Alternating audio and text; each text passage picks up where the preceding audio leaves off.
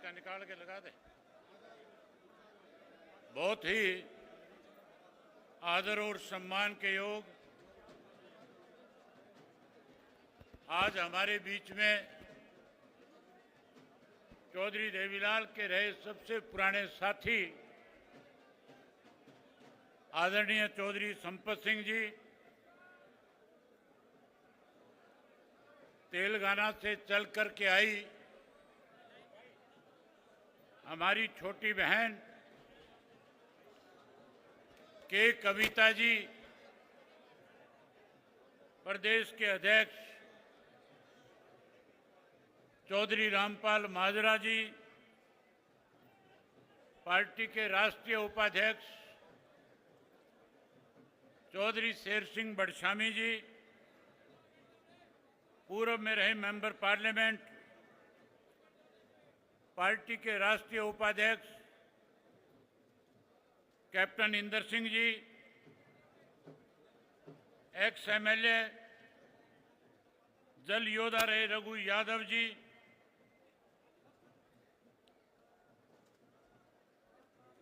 Australia से चल करके हमारे बीच में आए काउंसलर श्री सुरेंद्र पाल जी, पार्टी के राष्ट्रीय सचिव भाई उमेद लुहान जी, डबवाड़ी से विधायक अजीत आदित्य चौटाला जी, मंच का संचालन कर रहे लीगल सेल के प्रदेश के अध्यक्ष जसवीर सिंह ढिल्लों जी, जिला रोहतक के अध्यक्ष डॉक्टर नफे सिंह लाड़ी जी, पूर्व में रहे विधायक पार्टी के राष्ट्रीय सचिव चौधरी बलवंत सिंह मायना जी, मंच पे मेरे साथ बैठे हुए पार्टी के सभी प्रकोष्ठों के संयोजकगण, पार्टी के राष्ट्रीय जिला और प्रदेश स्तर के सभी नेतागण, सबसे पहले मैं आज लाखों की संख्या में रैली के अंदर आए हुए आदरणीय बुजुर्गों, नौजवान साथियों, सम्मान के योग्य माताओं बहनों, इस भारतवर्ष के उज्जवल भविष्य, प्यारे बच्चों, पत्रकार छायाकार दोस्तों, आज आप महान स्वतंत्रता सेनानी, संघर्षशील जुझारू युग पुरुष हरियाणा के निर्माता पूजनीय स्वर्गीय चौधरी देवीलाल जी के जन्मदिन पे आज रोहतक पहुंचे सभी भाइयों का, बहनों का, बुजुर्गों का, माताओं का मैं हार्दिक स्वागत करता हूं, अभिनंदन करता हूं। पूजनीय स्वर्गीय चौधरी देवीलाल जी की करम सतली रोहतक की इस पवित्र माटी को नमन करता हूं। पूजनीय स्वर्गीय चौधरी देवीलाल जी ने देश की आजादी के लिए अपना बचपन व जवानी को जेल की सलाखों में गुजारा। देश को आजाद कराने में चौधरी देवीलाल जी का एक महत्वपूर्ण योगदान था। उन्होंने हमेशा किसान, मजदूर, गरीब, दलित, पिछड़े, कमेरे व छोटे दुकानदार के हितों के लिए संघर्ष किया और बड़े से बड़े पदों को ठोकर मारने में देर नहीं लगाई। देश को आजाद कराने में आदरणीय स्वर्गीय चौधरी देवीलाल जी की मुख्य भूमिका रही। हरियाणा के निर्माण में चौधरी देवीलाल जी की अहम भूमिका रही। साथियों, इमरजेंसी 1975 में लगी, कांग्रेस ने इमरजेंसी लगाई और इमरजेंसी के बाद अगर हरियाणा प्रदेश में सबसे पहले किसी व्यक्ति की गिरफ्तारी हुई तो उस शख्स का नाम भी आदरणीय स्वर्गीय चौधरी देवीलाल था। जहां चौधरी देवीलाल जी को जेल की सलाखों के पीछे भेज दिया, वहीं स्वर्गीय चौधरी ओम प्रकाश चौटाला जी को भी 19 वर्ष तक जेल की सलाखों के पीछे रहना पड़ा। 19 महीने के बाद जब जेल से बाहर आए तो बाहर आने के बाद जब चुनाव हुआ तो न केवल देश से कांग्रेस पार्टी को जाना पड़ा, बल्कि चौधरी देवीलाल के नेतृत्व में हरियाणा में लड़ाई लड़ करके कांग्रेस पार्टी को सत्ता से दूर करने का काम किया। साथियों, मुझे अच्छी तरह से याद है, सन 1985 का वक्त था, पंजाब में उग्रवाद चरम सीमा पे था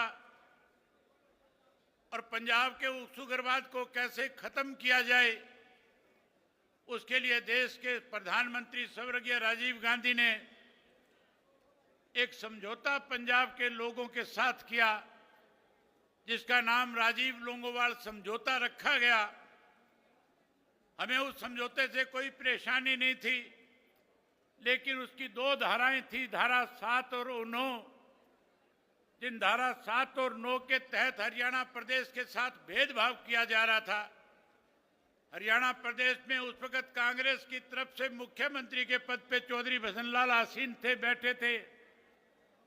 जब समझौता हो रहा था तो दिल्ली में राजीव गांधी के दफ्तर के अंदर राजीव गांधी और लोंगोवाल, संत लोंगोवाल दोनों बैठ करके हरियाणा के भविष्य के, हरियाणा के साथ कुठाराघात कर रहे थे।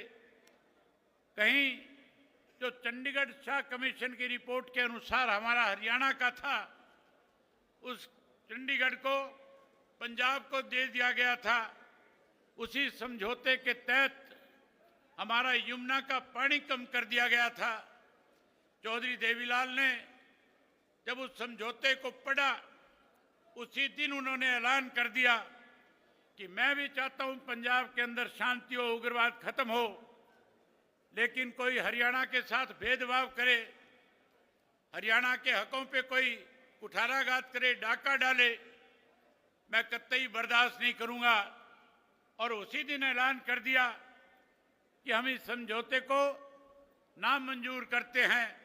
अगर सरकार ने समझौता थोपने की कोशिश करी तो फिर हम हरियाणा के लोगों के बीच में जाएंगे और एक ऐसा आंदोलन खड़ा कर देंगे कि उसके बाद हरियाणा के लोग न केवल इस समझौते को रद्द करने में अपनी एडी चोटी का जोर लगाएंगे, बल्कि हम कांग्रेस पार्टी को हरियाणा प्रदेश से सुपड़ा साफ करके सत्ता से बाहर करने का काम करेंगे। साथियों, आपको याद होगा स्वर्गीय चौधरी देवीलाल जी ने आप लोगों को अपने साथ लेकर के एक न्याय युद्ध शुरू किया था। एक ऐसा न्याय युद्ध था जब हिसार से चौधरी देवीलाल पैदल चले और पैदल चल करके जब दिल्ली की तरफ कूच कर रहे थे तो पहले सैकड़ों की संख्या में लोग उनके साथ चले थे। अखबार के लोग लिखते थे कि चौधरी देवीलाल का निर्णय गलत है, चौधरी देवीलाल ने गलत फैसला ले लिया। शायद प्रदेश के लोग चौधरी देवीलाल का इस मामले में साथ ना निभाएं, लेकिन साथियों, दिल्ली पहुंचते पहुंचते जो सैकड़ों की संख्या में चले हुए साथी थे, वो लाखों की संख्या में तब्दील हो गए थे और लाखों की संख्या में दिल्ली के बोट क्लब पे जाके चौधरी देवीलाल ने कहा, या तो राजीव लोंगोवाल समझौता वापस ले लिया जाए, अन्यथा इन महलों में बैठे हुए जो लोग हैं, जो देश के ऊपर इस तरह की चीजें थोपने का काम करते हैं, हम आने वाले वक्त में उन्हें यहां से उखाड़ फेंकने का काम करेंगे और हरियाणा प्रदेश के साथ किए गए विश्वासघात को खत्म करके हरियाणा प्रदेश के लोगों के साथ न्याय करने का काम करेंगे। साथियों, आपके सहयोग और समर्थन से सन 1987 में जब चुनाव हुआ तो जिन कांग्रेस के लोगों ने हरियाणा प्रदेश को कहीं बर्बाद करने की ठान रखी थी, उन्हीं हरियाणा प्रदेश में आम जनता ने चौधरी देवीलाल के साथ खड़े होकर के उस विधानसभा के चुनाव में कांग्रेस पार्टी का सुपड़ा साफ कर दिया था। 90 में से 85 सीटें जिता करके प्रदेश की सत्ता सौंपने का काम किया था। आज फिर उसी तरह का वक्त चल रहा है। आज देश के अंदर जो भारतीय जनता पार्टी की सरकार है, मनमाने ढंग से लोगों के ऊपर अपनी मनमर्जी के कानून थोपने का काम करती है। आपने पिछले दिनों अखबार में पढ़ा होगा कैसे राजनीतिक लोगों को दबाया और कुचला जाए। इसके लिए देश के प्रधानमंत्री ने देश के गृह मंत्री से कहा कि एक बिल लेकर के आओ, ऐसा बिल लेकर के आओ कि जब हम चाहे विपक्ष के किसी भी व्यक्ति को जो सरकार के खिलाफ कहीं अपनी आवाज बुलंद करता है, जो कहीं सरकार को चैलेंज करने का काम करता है, कैसे उसको राजनीतिक रूप से खत्म किया जाए। इसके लिए साथियों लोकसभा में एक बिल लाया गया था, आपने पढ़ा होगा। उस बिल में लिखा था कि जिस किसी राजनेता को 1 महीने कैद हो जाएगी, जो कोई 1 महीने तक किसी जुर्म के तहत कैद में चला जाएगा, ना वो मुख्यमंत्री रहेगा, ना वो मेंबर पार्लियामेंट रहेगा, ना वो विधायक और मुख्यमंत्री रह पाएगा। साथियों, इस तरह के बिल थोप करके कहीं देश के प्रजातंत्र को खत्म करने की एक साजिश भारतीय जनता पार्टी रचने का काम कर रही है। उन्हीं के पद चिन्हों पे हरियाणा प्रदेश की सरकार चल रही है। आज हरियाणा प्रदेश के अंदर मैं पिछले 2 साल से लगातार लोगों के बीच में जा रहा हूं। मैंने साथियों जो पैदल यात्रा करी थी, 4200 किलोमीटर का पैदल सफर जब तय किया था, 2000 से ज्यादा गांव, शहर और कस्बों में गया था। लोग मुझे बता रहे थे कि किस तरह से भाजपा और जेजेपी की सरकार ने हरियाणा प्रदेश के लोगों के साथ मन चाहे तरीके से लूटने का काम किया है। उन 5 वर्षों में उन दोनों पार्टियों के लोगों ने मिलकर के हरियाणा प्रदेश के अंदर अनेक बड़े बड़े घोटाले किए थे, घपले किए थे। अगर मैं सबका जिक्र करूंगा बहुत लंबा समय लग जाएगा। आप बहुत देर से बैठे हैं, आपने भी घरों को जाना है। मैं साथियों आपका ज्यादा समय न लेकर के 2-4 बातें आपके बीच में ऐसी करनी चाहूंगा कि किस तरह से हरियाणा प्रदेश के अंदर भारतीय जनता पार्टी को 2019 में सत्ता में कौन लेकर के आया, कैसे दोबारा सत्ता में आई थी। लोगों का तो फैसला था, लोगों ने तो मन बना रखा था कि हम भारतीय जनता पार्टी को सत्ता से बाहर करेंगे। 90 में से 40 सीट पे रोक दिया था, 50 विपक्ष के जीत करके आए थे, जबकि सरकार विपक्ष की बननी चाहिए थी। लेकिन साथियों 10 ऐसे लोग जीत करके आगे जो कहीं चौधरी देवीलाल के नाम की माला जपा करते थे, जो कहीं कहते थे कि हम चौधरी देवीलाल की नीतियों को लागू करेंगे, जो कहते थे 75 पार का नारा देने वाली बीजेपी को हम जमुना पार कर देंगे। लेकिन साथियों ऐसे स्वार्थी लोग थे जिन्होंने न केवल अपने स्वार्थ को पूरा करने के लिए आप लोगों के साथ विश्वासघात करने का काम किया, बल्कि 5 वर्ष भारतीय जनता पार्टी के साथ मिलकर के प्रदेश को लूटते रहे। प्रदेश के अंदर अनेक घोटाले किए, शराब घोटाला किया, धान घोटाला किया, वही साथियों रजिस्ट्री का घोटाला किया और रजिस्ट्री के साथ साथ अनेक ऐसे घोटाले थे। अगर सबका जिक्र करूंगा बहुत टाइम लगेगा। आपने सत्ता से बाहर कर दिया, 40 पे रोक दिया, उन 10 ने भाजपा की सरकार बना दी। उसके बाद लोगों ने मुझे बताया कि अब की बार जब चुनाव आएगा, जो 10 लोगों ने बीजेपी की सरकार बनाई है, इनका सुपड़ा साफ करेंगे, इन्हें सबक सिखाएंगे। आज मैं हरियाणा प्रदेश के कोने कोने से होकर के आपके बीच में आया हूं। पिछले 2 वर्ष से लोगों से मिल रहा हूं। हर व्यक्ति एक ही बात कहता है कि हमने भाजपा के साथ मिली हुई जो लोग थे, जजपा वालों को सबक सिखा दिया, उनको हमने सत्ता से बाहर कर दिया। जो सत्ता में बने रहना चाहते थे उन्हें माइनस पे ला करके खड़ा कर दिया। मैं जब पूछता था कि भाजपा जजपा का कोई नाम लेवा बचा है क्या, लोग कहते थे कोई नहीं बचा। मैं आज लाखों लोग आए हैं, आपसे पूछता हूं, आप हरियाणा प्रदेश के कोने कोने से चल करके आए हो, आज कोई जेजेपी का नाम लेने वाला इस प्रदेश में बचा है क्या? मैं आपसे पूछना चाहता हूं, प्रेस के लोग सबको दिखाएंगे, आप जोर से बोल करके बताओ कि जजपा का पूर्ण रूप से सफाया हो गया कि नहीं हो गया? पूर्ण रूप से सफाया हो गया। जहां जजपा का सफाया आप लोगों ने कर दिया, वहीं साथियों अब ये जो तीसरी बार की सरकार बनी है, इसके लिए कोई और जिम्मेवार नहीं है। इस तीसरी बार को बनाने में मुझे पूरे प्रदेश के लोगों ने बताया कि ये बाप बेटा दोनों ने जहां भाजपा की तीसरी बार सरकार बनाई है, वहीं हरियाणा प्रदेश का नाश कर दिया। मैं आपसे पूछना चाहता हूं, ये तीसरी बार की सरकार के लिए कौन जिम्मेवार है, कौन दोषी है, कौन षड्यंत्रकारी है? तो जिस तरह से आपने जजपा का सुपड़ा साफ किया है, मैं उम्मीद करूंगा कि आने वाले समय में आप जैसे जज्बा का सुपड़ा साफ करके आए हो, उसी तरीके से इस कांग्रेस पार्टी का भी सुपड़ा साफ करके इंडियन नेशनल लोकदल पार्टी को 2029 में सत्ता में लेकर के आओगे।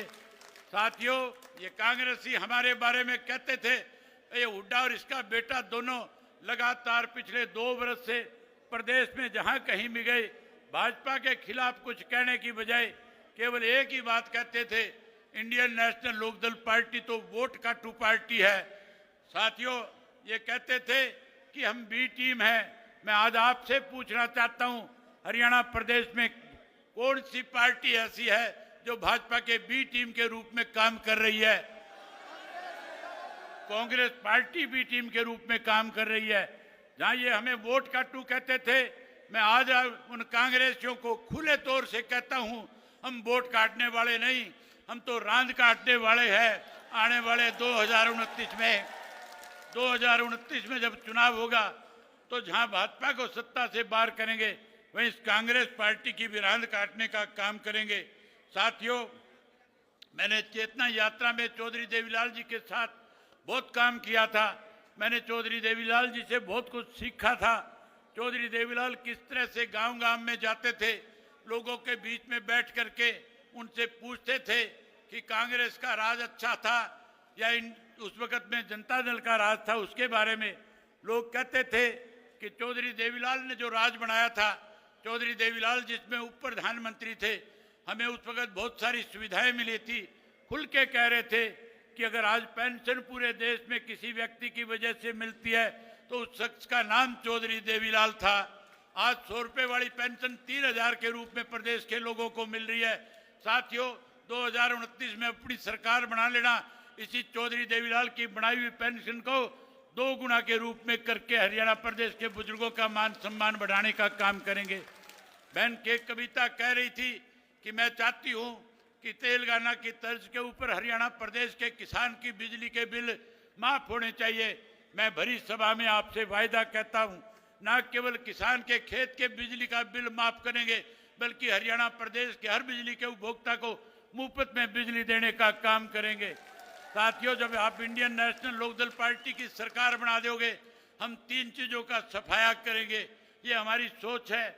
हम चौधरी देवीलाल की नीतियों को जहां आगे बढ़ाएंगे, जहां हरियाणा प्रदेश के लोगों को सुख सुविधाएं प्रदान करेंगे, वहीं हम पहली कलम से पहले 3 फैसले लेने का काम करेंगे। हम सबसे पहले हरियाणा प्रदेश की बेरोजगारी को खत्म करके अपने युवाओं को रोजगार देने का काम करेंगे। जहां हम अपने युवाओं को रोजगार देंगे, वहीं उसके साथ साथ साथियों, जो आज भ्रष्टाचार चरम सीमा पे है, इसे जड़ मूल से खत्म करने का काम करेंगे। अभी मेरे से पहले इस बात का जिक्र हो रहा था कि आज हरियाणा प्रदेश में फिरौतियां मांगी जाती है, आज हरियाणा प्रदेश में कत्लेआम किया जाता है, आज हरियाणा प्रदेश में बेकसूर लोगों को मार दिया जाता है, आज अपहरण किए जाते हैं, आज बलात्कार किए जाते हैं। मैं आपसे वायदा करता हूं, जिस दिन इंडियन नेशनल लोकदल पार्टी की सरकार प्रदेश में बड़ी, मैं इन बदमाश और गुंडों को हरियाणा प्रदेश से न केवल बाहर करने का काम करूंगा, बल्कि जिन लोगों ने इनको पनाही दी थी, जिन लोगों ने इन्हें खड़ा किया था, उन लोगों को भी जेल की सलाखों के पीछे भेजने का काम करेंगे। साथियों, आप बहुत देर से बैठे हो, मैं आपसे और ज्यादा वक्त नहीं लेना चाहता। केवल एक बात कहकर के आपसे इजाजत चाहूंगा। मैं उम्मीद करूंगा कि हमारे इंडियन नेशनल लोकदल पार्टी में आज जितने भी साथी शामिल हुए, मैं उन सब का स्वागत करता हूं, उन सब का अभिनंदन करता हूं, उन्हें विश्वास और भरोसा दिलाता हूं कि हम अपने कार्यकर्ताओं से उनका 21 का सम्मान करने का काम करेंगे। वहीं आप इतनी बड़ी संख्या में आए, आपने मेरी बात को सुना, आपने मुझे अपना आशीर्वाद दिया। आज आशीर्वाद देने आए हो कि नहीं आए हो? जहाँ आपने आशीर्वाद दिया, मैं उस सब के लिए आपका बहुत आभारी हूँ। आपने मेरी बात सुनी, आप सबका बहुत धन्यवाद। जय हिंद, जय हरियाणा।